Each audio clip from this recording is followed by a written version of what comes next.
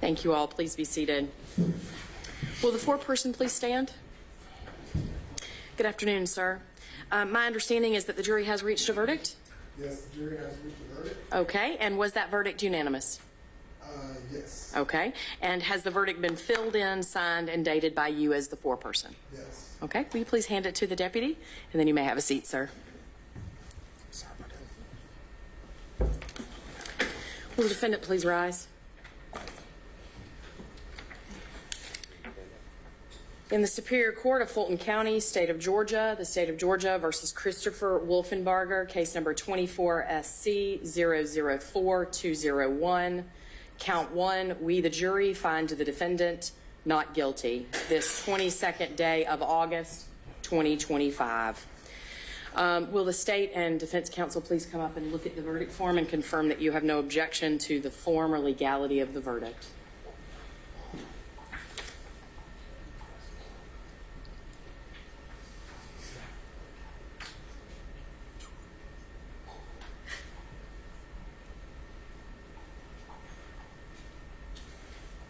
Thank you.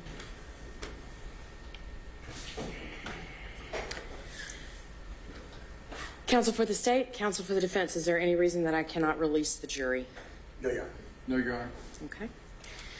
Members of the jury, I'm going to take just a quick moment to thank you for your time and for your attention to this process. It was a long 2 weeks, but I appreciate that you were here each day ready to pay attention and to do your job. Thank you very much for deliberating, for being here, and for being willing to serve as a juror to your fellow citizens. I will also tell you, ladies and gentlemen, that in just a moment I'm going to release you from further service as a juror in this case. I want to let you know that when you are excused, you are free to go. Enjoy your weekend.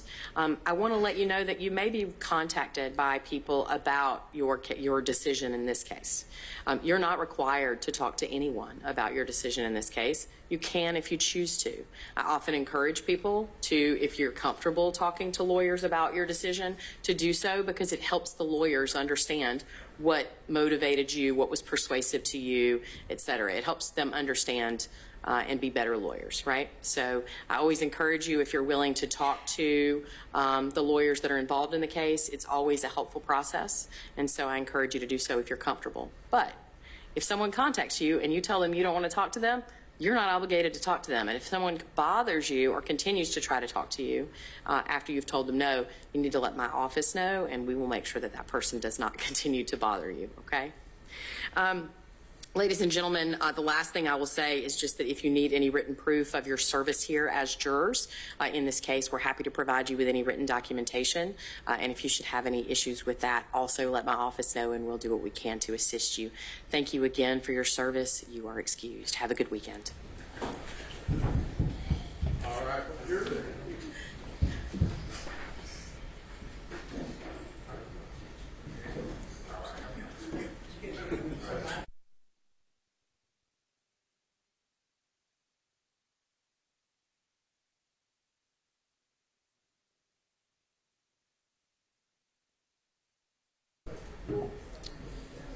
Thank you all. Please be seated.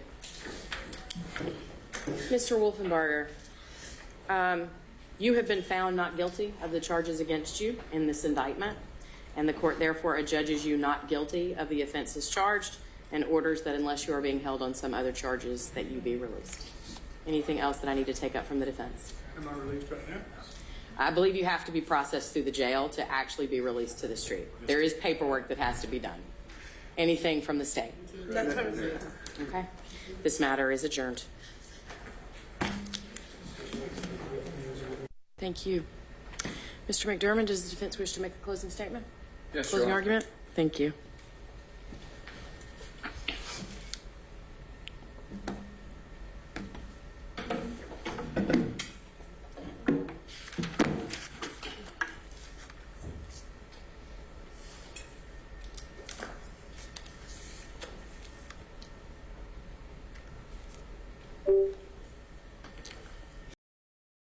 Just a short word about how this works.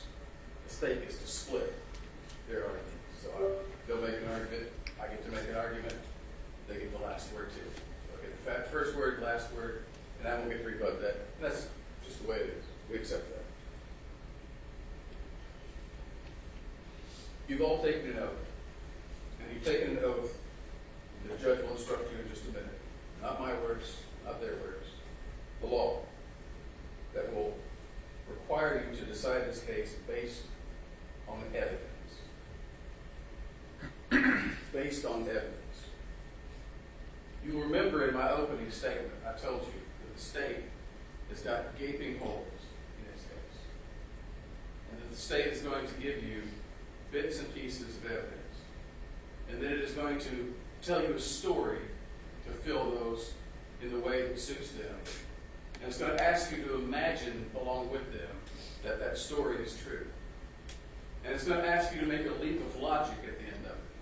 From alleged instances of abuse to murder. And I have asked you to follow your oath, to follow the law, to decide the case based on the evidence, not on the imagination. Let's talk about the evidence a little bit. You've been told about the difference between direct evidence and circumstantial evidence. I won't rehearse the story, the lesson. What hard evidence exists in this case? I will submit to you that not one bit of direct evidence in this case points to that man right there. Not one. I'm not saying there's no direct evidence in this case. There's lots of it. There is obviously the remains. There is the manner in which those remains were recovered. We had the head discovered in the street on April 29th. We're not exactly sure how it got there. One detective thinks there was a great rain event that washed it out. Another one says there was a dog. We don't know.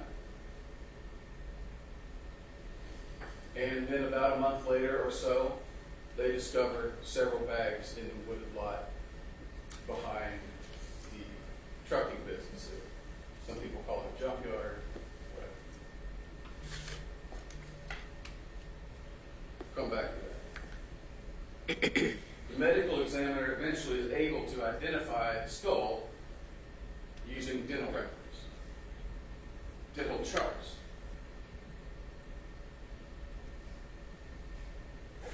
And notes that there are tool marks, of course, on the body parts. After some time goes by, we also know that there was a search of Christopher's former residence. There was lots of evidence taken from this. But lots of evidence that came from the remains. As we've talked about before, there were paint chips in the hair. There were human hairs, apparently not Melissa's. There were pubic hairs. There was a pubic hair.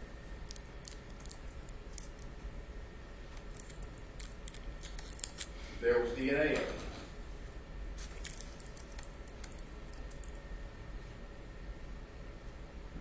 There were carpet fibers.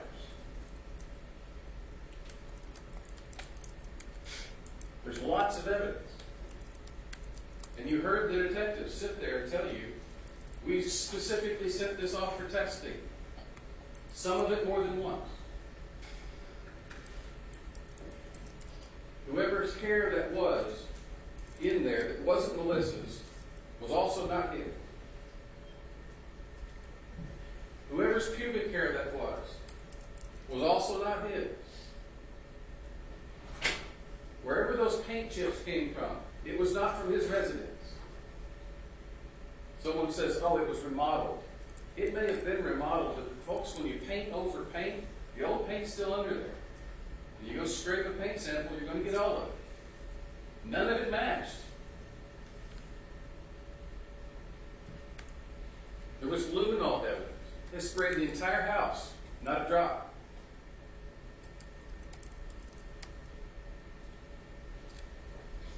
And finally, the more modern DNA taken from the bag.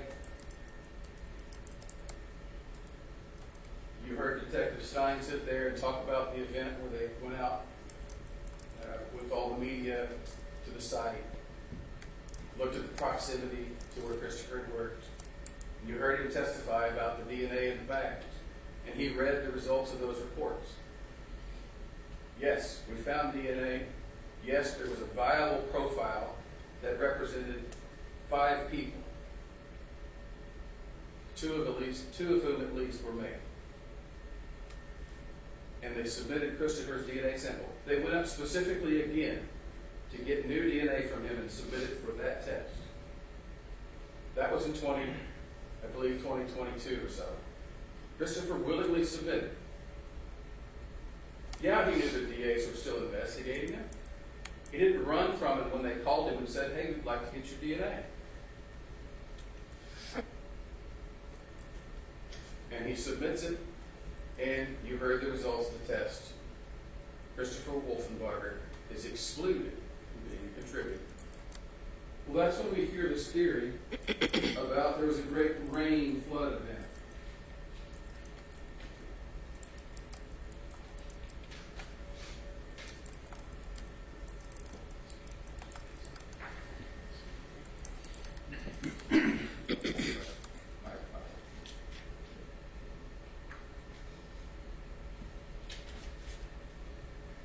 I gave this page from the weather reports. The National Climatic Data Center for the City of Atlanta in April of 1999. I gave it to Detective Shepard. And you saw him pretend he couldn't. Or I believe it was done. I gave it to the detective. And you saw him pretend, oh, I'm not comfortable reading this. This document's going to go back with you into evidence, and you all can look at it. And if there's a single one of you who can't figure it out, I would be shocked. The days go down here, the days of the month, the hours of the day go this way, and at the end there's a cumulative total of the rainfall for each day. And you'll be able to look at this document and see that on that day, the other deputy who said there was an intermittent mist was correct. There was roughly a quarter of an inch of rain for the entire day.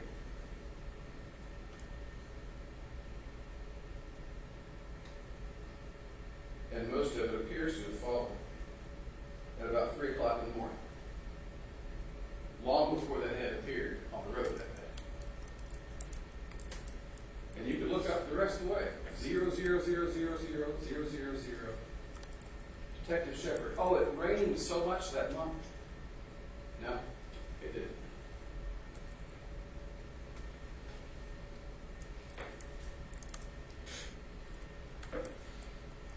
They analyzed the carpet fibers. They could find no match in Christopher's house.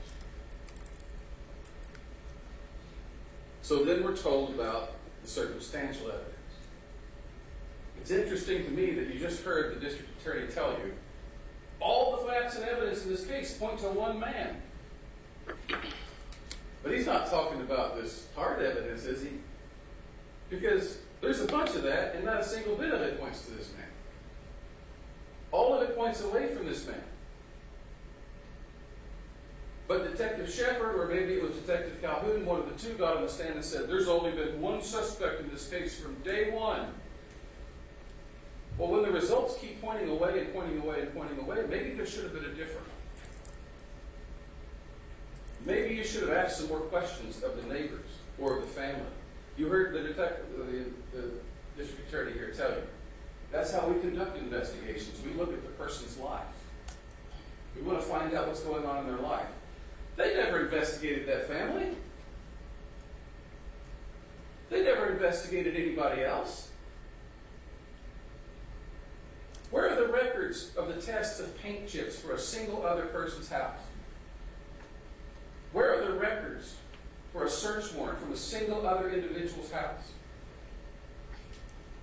Where are the search warrants getting hair or pubic hair or DNA from anybody else in this investigation? Crickets.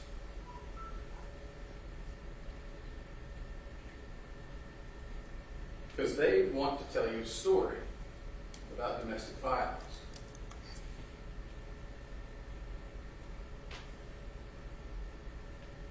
I'm a supporter of the Me Too. Domestic violence is a real thing. You've heard the district attorney tell you multiple times now, this is a case about domestic violence. It may have that question in it somehow. Certainly it does. It is an issue you're going to have to decide. You're going to have to decide how much weight to attribute to those alleged incidents. And you're going to have to decide, as a fact finder and determiner in this case, how it fits into the overall picture. But this is not a case about domestic violence. This is a case in which a man is charged with an act of murder. And the state has not given you one single instance or bit of evidence about an act of murder. They want to get you sympathetically on the board. After he tells you, don't judge this by sympathy. But then he wants to tell you all these violent instances, and he wants to embellish them. He punched her. That's not in the evidence anywhere. He beat her all the time for the whole year. That's not in evidence anywhere.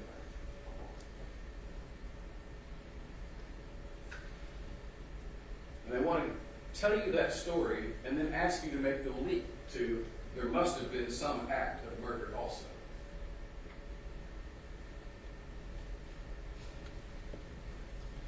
What about these instances of domestic violence? We heard from first about the July 1998 incident. Yes, there's a police report. We had a police officer testify. He told you he did not look under her clothing. How could he have known if there were scrapes on her back or backside? He told you that. I didn't look at that. We get home and Norma says, well, I got home with her and she had scrapes all down her backside. Just after she had gotten done telling you that she was wearing blue jeans. I'm not sure how you get scrapes if you fall on the ground with blue jeans on.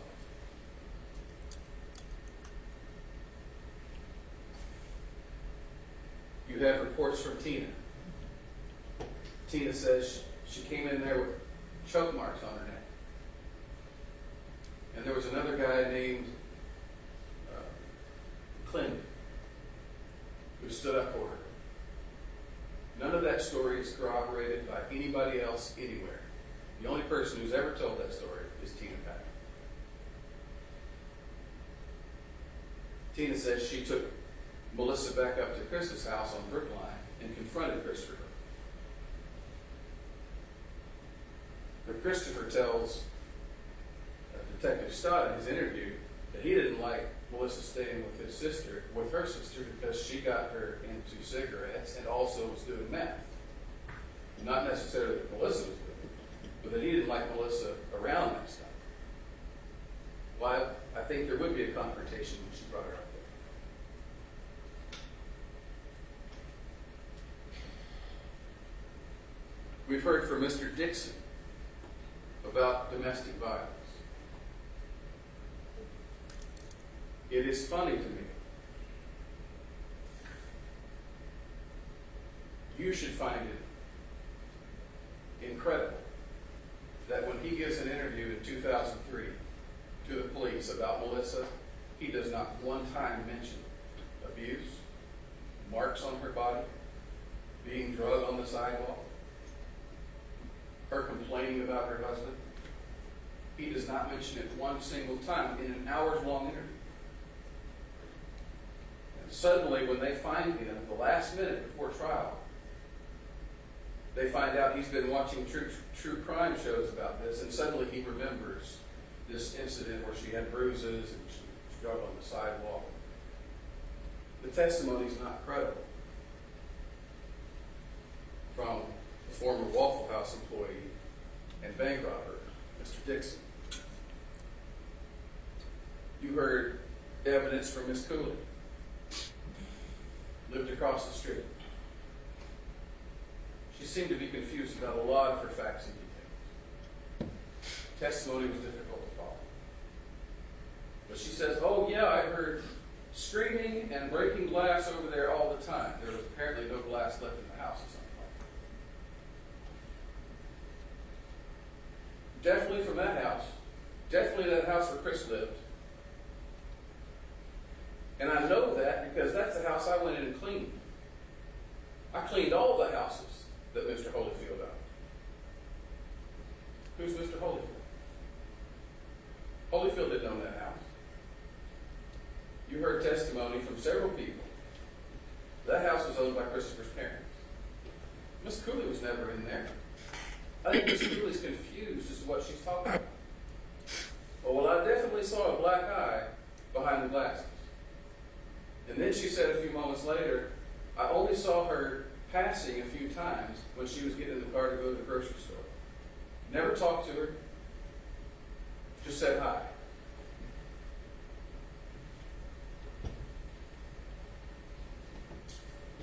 Testimony about a saw. Oh, he had access to a sawzall. Well, their memory seems to be just as cloudy and hazy as a lot of people. And this is a 26-year-old case, that's understandable. But I look at the statements that were made, and I see at least 4 different versions of that story that have been told. In the original detectives' reports, they said a saw went missing while Chris worked there. And we thought it was Chris. We blamed Chris.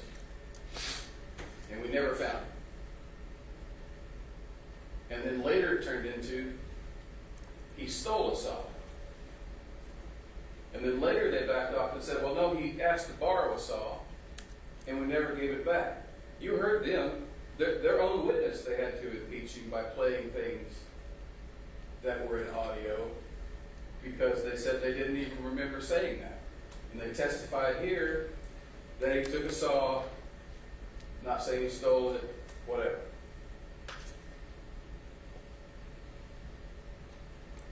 And she didn't even remember talking to me a couple weeks before that, before trial. She didn't remember telling me on the phone that, yeah, he brought it back.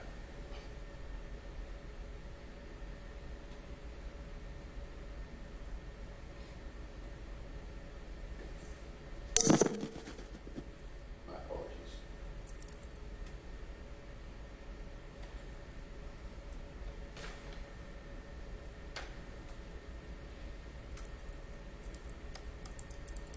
Circumstantial evidence about alleged conflicts in Christopher's statement. What conflict did you hear in his statement? Inconsistencies, that was the word.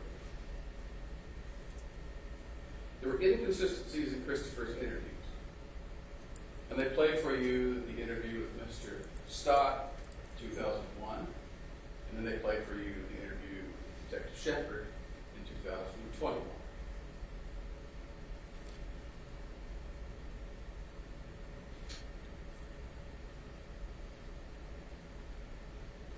In one version of those stories, in the 2001 interview, Chris tells that the last time he ever saw Melissa, she was walking down Lee Street by the MARTA station. And he stopped to pick her up, took her up the road to Taco Bell. It's right by the interstate. And when they were done talking, apparently she talked about wanting to get back together. He said that was too emotional for him at this point, and he dropped her off back at the train station. And she left back north. Lee Street, MARTA station. How far is that from Christopher's house? Because when these new investigators came in 2021 and tried to trip him up with this stuff, all these details from 18 years or 20 years prior, they asked him a specific question. Do you remember telling him the last time you saw her, she was walking down Brookline Street? I'd be a little confused too, because he never said that.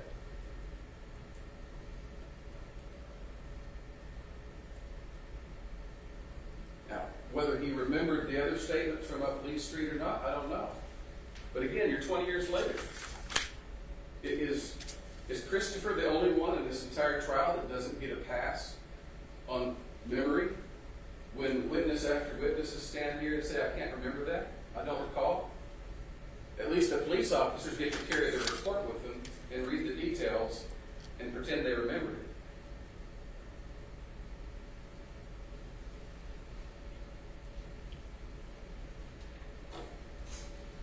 This business about hiding.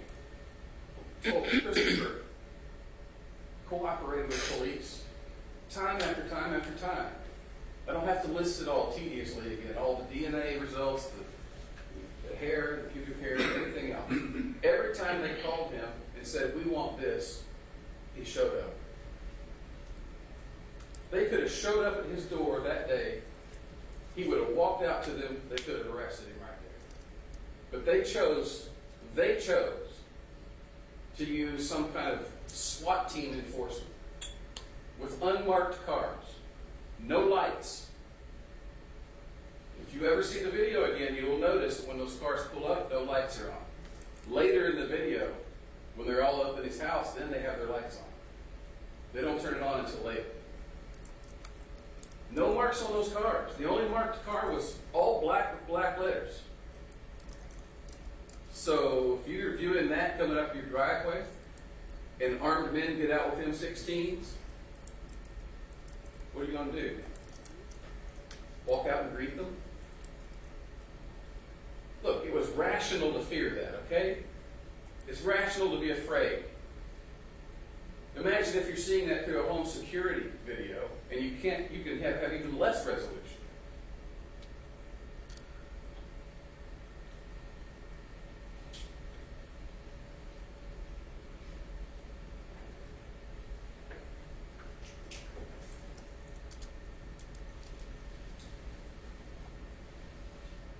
And so in order to connect their stories about domestic violence, to embellish them, and then create a story that somehow leads to a murder, they bring in domestic violence expert. And she tells us what she tells us. Much of which may be valid in certain contexts.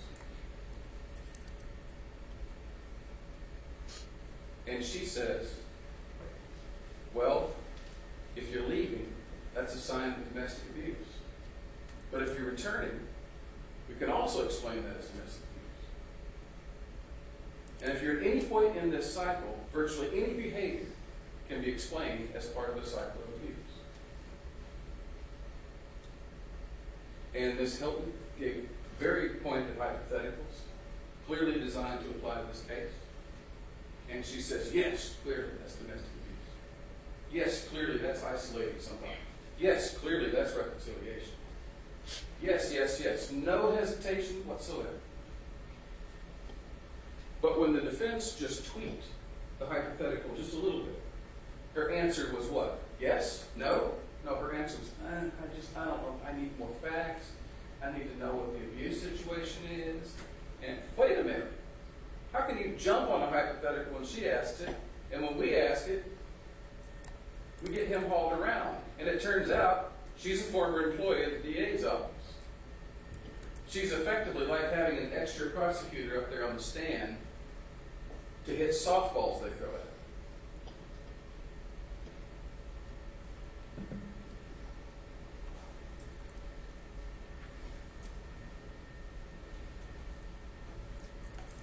So what you have happen is you have the state telling you a story that they want you to believe that leads to a murder for which they have no evidence, an act for which they have no evidence, an intent for which they have no evidence, and an unlawful killing for which they have no evidence. They want you to follow their story to judge something based on no evidence. And all the other evidence in the case that points away from Christopher, every bit of hard evidence in the case that points away from Christopher, they spend their time trying to fight against that. Normally the roles are reversed. Normally the state's putting up the hard evidence and the defense has to say, well, that's not right, this is not right, that doesn't apply. But they wanted to, the The DNA must have been corrupted because of a rainstorm or whatever. But literally all the evidence points away from Christopher, except for the story.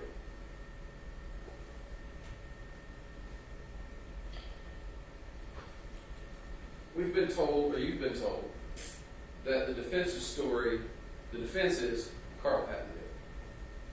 We've never said that.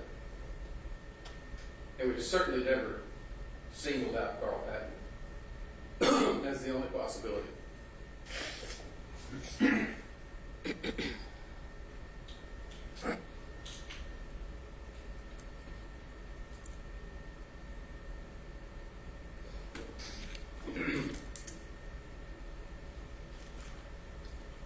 want to share something with you that you're also going to hear in a few minutes.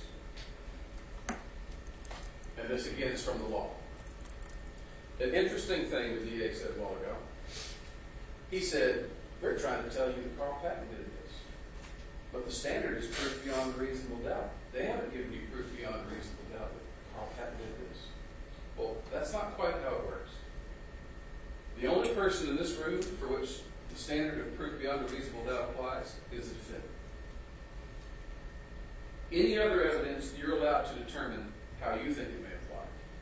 Now, that may fit the case.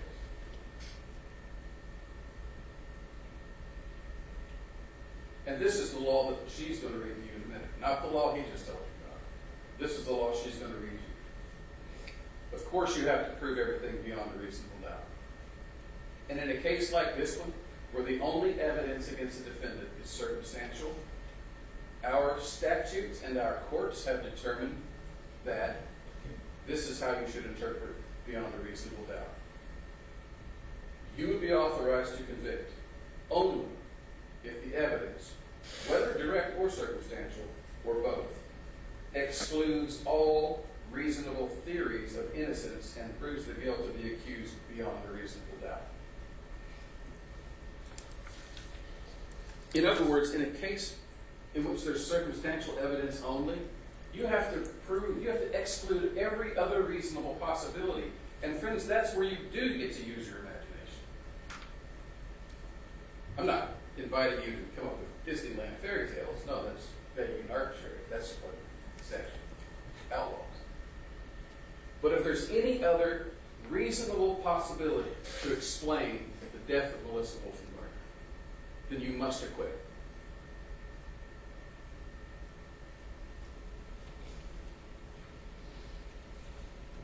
From the evidence you have, the hard evidence you have remains. You know the area she lived in. You know she was going to Doraville. You know she was riding the train. You know she was getting off that train at midnight and walking from the Lee Street station to Brookline or wherever else she went regularly at night, midnight in the West End.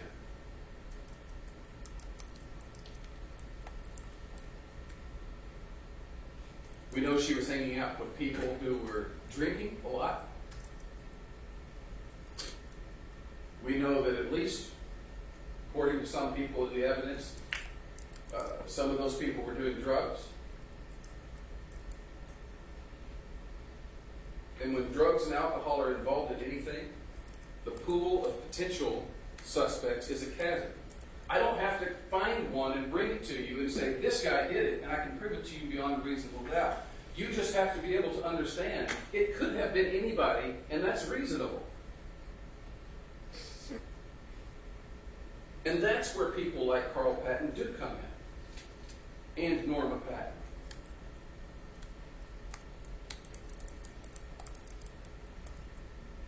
The whole thing about the 5 murders and the dumping bodies in the river and the covering it up for many, many years.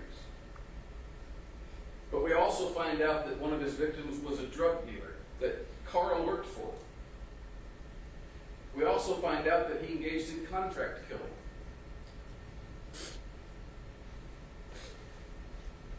We also find out that there was a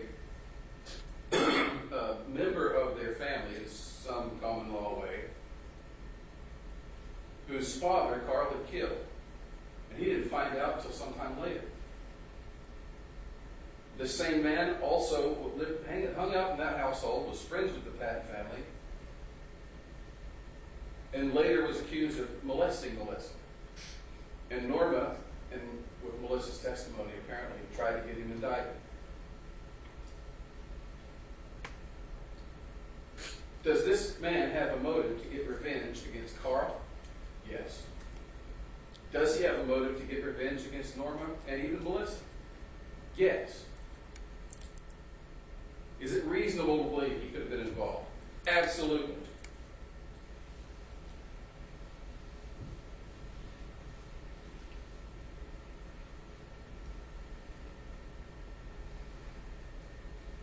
Is it reasonable to believe that one of her new boyfriends was involved when he found out she had a husband? When he found out or heard a rumor that she was pregnant? Is it reasonably possible that she did find out what her dad had been doing? And came to him needing money? Came to him with a, I will expose you.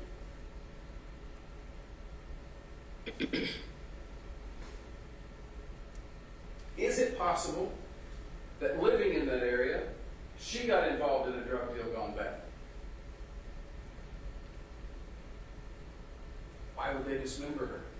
Dismembering is it's not common, but it's not unheard of even in drug dealers. It's a way to dispose of a body. It doesn't have to be ritualistic. You don't have to be Jeffrey Dahmer. And in fact, that's what the state's alleging in this case. That it was merely a means of trying to hide a body. What if she owes somebody a drug debt? Here's a possibility. How do you know that she didn't die of an overdose in somebody's house and they had criminality in their house and they panicked and tried to hide the body? Where's your evidence? It just has to be a reasonable theory. That's what the law says. You can't rule it out. There's not one of these scenarios you can rule out. And if you can't rule it out, that's a reasonable doubt.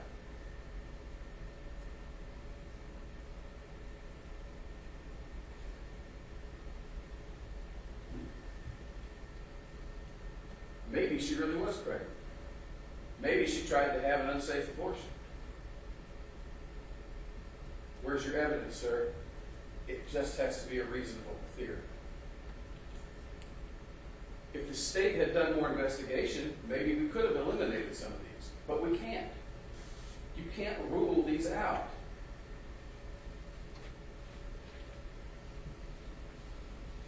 Is it possible that destitute, poor, no hope, she did take her own life? And then somebody found her body and tried to get rid of it. Is it possible?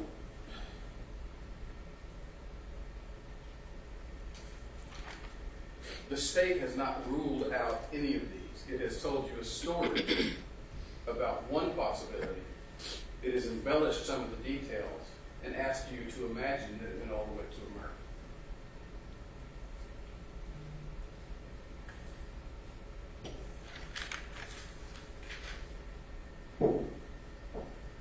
Here's some random thoughts to consider. The bags were found in a wooded area.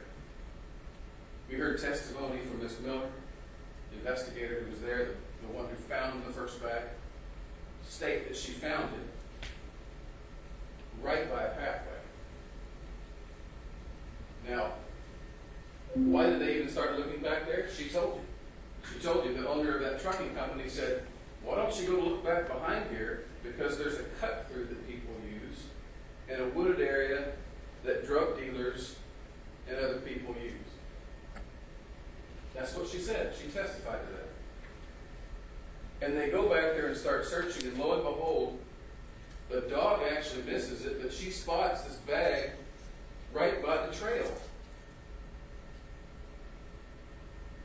And we we saw pictures of several of those bags that she described as being in a clearing or on the trail. Not pushed up under the brush, no attempt to hide these things. Those bags were even either thrown there to be found by somebody, or they were just haphazardly thrown there. But the least likely scenario is that someone was taking care to try to hide it.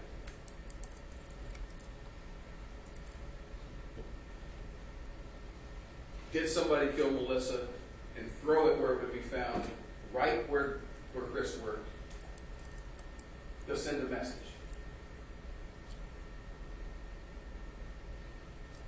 You can't rule it out. That's a reasonable doubt.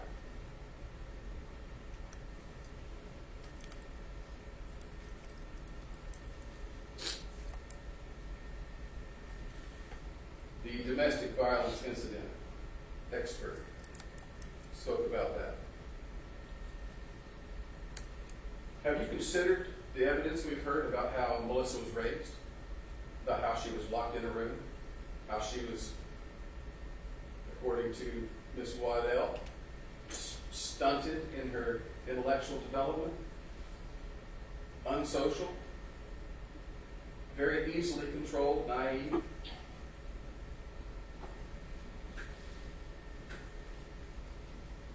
Why is it that when she goes to Kathy's house and she says, I want to turn my children over to you, and then she goes to, writes a letter to Norman and says, no, I want to give all the custody and come see you and stay away from her? Why is it that she talks that way to one side and talks a different way to the other side? Maybe she had a power and control relationship with her mother. Maybe the power and control wheel applies in that relationship too. Maybe when she went up to get her from Brookline and helped her file her police report and helped her go file a protective order, then took her home and helped her took her to Henry County to try to get custody back. Maybe that was exactly what Wendy was telling us. She's easily controlled, and maybe those weren't her own actions. Maybe she was being influenced by the person that used to lock her in a room every day and deprive her and control her.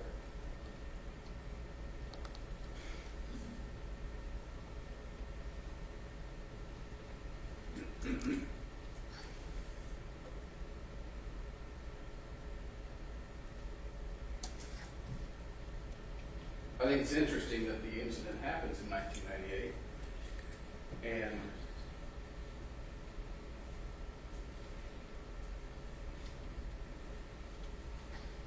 all of the things in the power control wheel are suddenly in Melissa and Norma's favor, according to their understanding of how the law worked. You remember, I asked her, did you understand that you just go down to the court and say, I want my kids back, and they give your kids back? Now, I know because I'm an attorney and I read the law. Actually, we talked about it here as well in testimony. That's not quite how it works. But Norma testified that was her understanding and that it was Melissa's understanding at the time. So, what happens? Melissa's with her at that time, not with Chris. Melissa went down and said, I want my kids back. So as far as they understood, they had custody back. They had the physical custody of the kids because they had them at their home at that time for those few days. And they had filed a restraining order against Chris, which would have required him to stay away from them. So according to the power control wheel, everything was in their favor, if that's what Melissa really wanted. If what Norman is telling us in her version of the story is actually true, there would have been no reason to go back to Chris whatsoever. And yet, she goes to her court date and dismisses it. Oh, that's evidence of abuse and power and control. But the power and control was with her mother. She could have easily stood up and said at that time, I'm done. I have everything I want. I don't need you. You can stay away from me. But she didn't.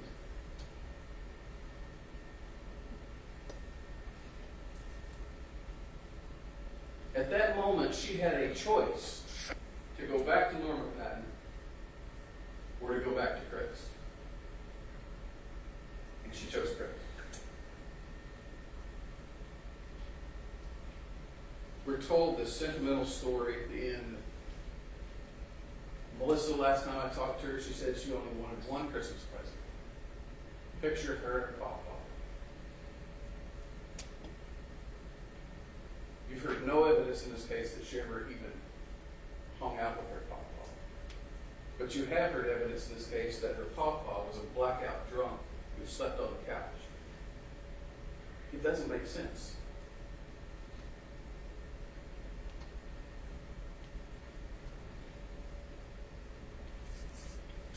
You've heard evidence that Tina Patton insisted in 2003 interview with Mr. Calhoun that she saw Melissa on her birthday in 1999. That was March 28th. She told Calhoun, she emphasized it over and over, I know I saw her.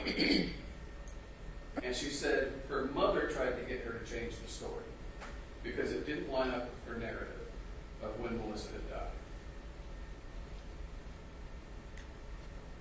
But if she saw her in March 28th of 1999, we know that Chris stopped working at Action Glass at the beginning of February, and he wasn't living there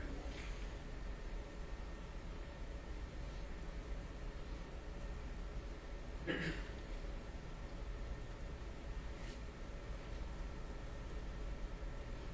It's interesting to me that Mr. Calhoun testified that no, Christopher's property was never searched by dogs. They weren't allowed to search. He sat there confidently and told me. Sergeant Lacoste got on the stand the next day, and not even from our questioning, from their questioning, volunteered the fact that, yeah, there had been a dog search, and I was there, and yes, they did search the property, and they found nothing.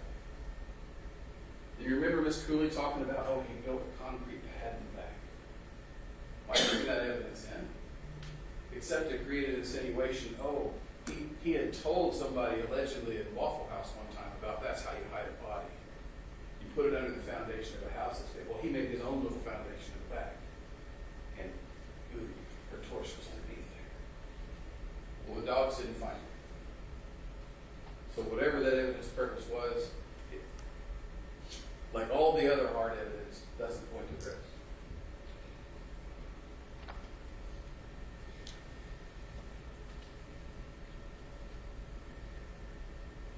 Mr. Shepard emphasized to us about the importance of the workplace proximity. This also came up during Mr. Stein's testimony. And it's been emphasized by the DAs over and over again. Showing you the map, showing you the dot on the map where it's at, and right here's Christopher's workplace. You've seen that probably 5 or 10 times. And you've heard testimony about it. And Detective Shepard gets up and drives that point home saying, well, it's more likely that that's where the body was hidden because he didn't have to carry it very far. It's right there. And you heard this testimony about how they went out to the scene and they took the podcasters with them, and they took the media with them, and they took DAs with them, and they had this big publicity stunt about, oh, here's where the head was, and right there is his place of work. I almost expect to hear the dum-dum-dum music in the background.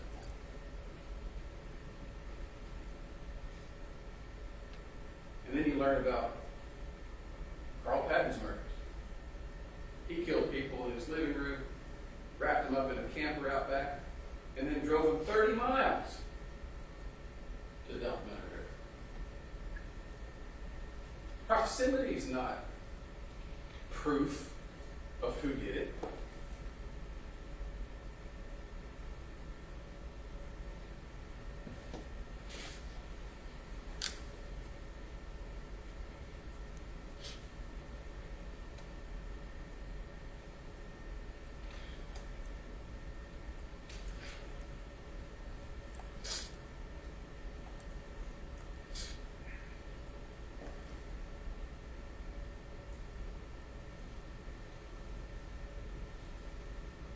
And their medical examiner, Dr. Terry, brilliant Dr. Terry, the one I was afraid to object to her qualification.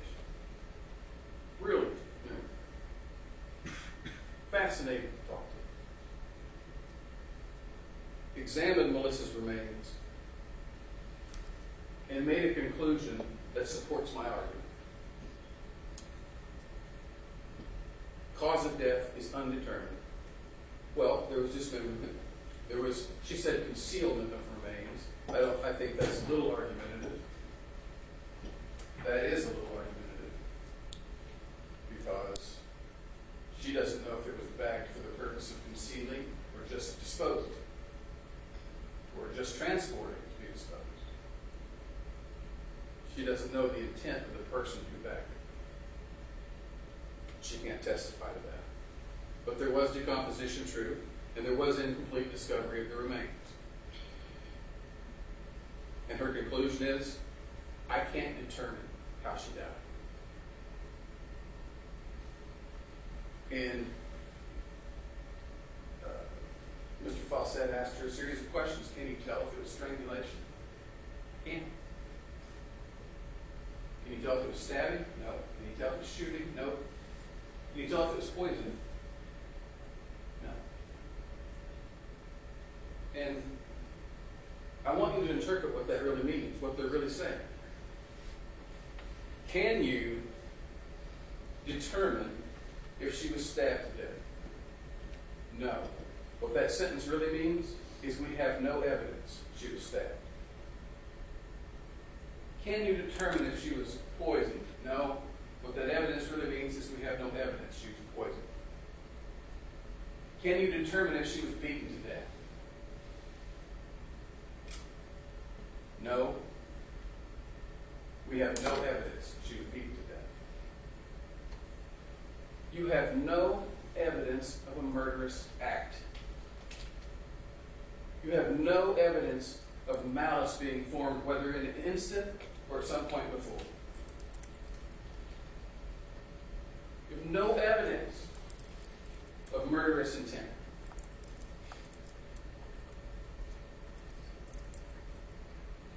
Well, but it was very likely unnatural. I can authoritatively say that as a medical examiner. This was definitely not a natural death. Very likely not a natural death. You don't need to be a medical examiner to figure that out. Although there are all the scenarios I gave you that you can't rule out, such as overdose. At this point, all the medical examiner can tell you is about post-mortem injuries.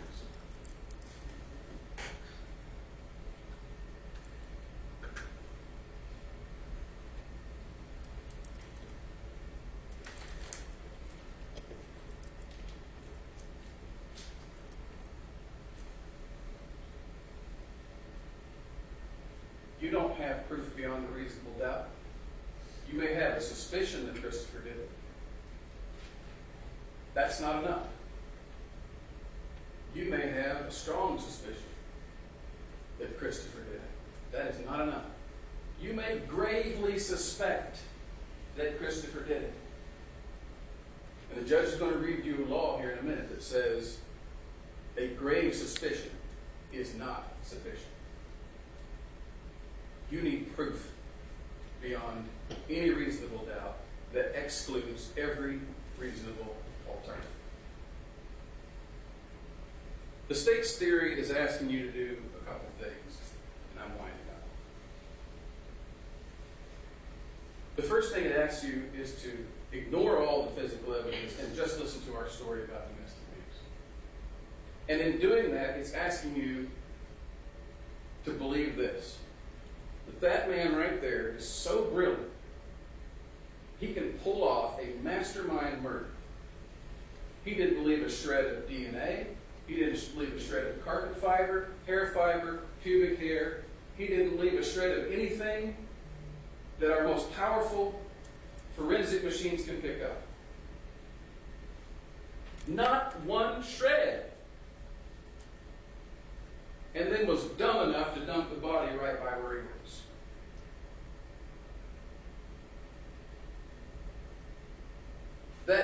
sense. Melissa was surrounded by criminals, violent criminals, drug users, drug dealers, a dangerous area of town. You heard Miss Brock say, I would not walk the streets there at night by myself. She was beset everywhere she went by those dangers. And yet the state is asking you to believe what they're calling an abuser must necessarily become a murderer. But at the same time, that people we know are murderous somehow turned into angels. You can't believe both those things.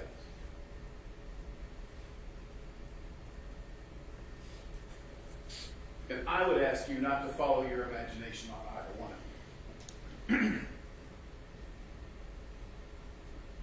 Don't let the state force you to follow its story, which is imagination. Demand evidence that a murder happened, that an act of murder happened. Demand proof beyond a reasonable doubt that an act happened, that there was intent formed, that the killing was indeed unlawful,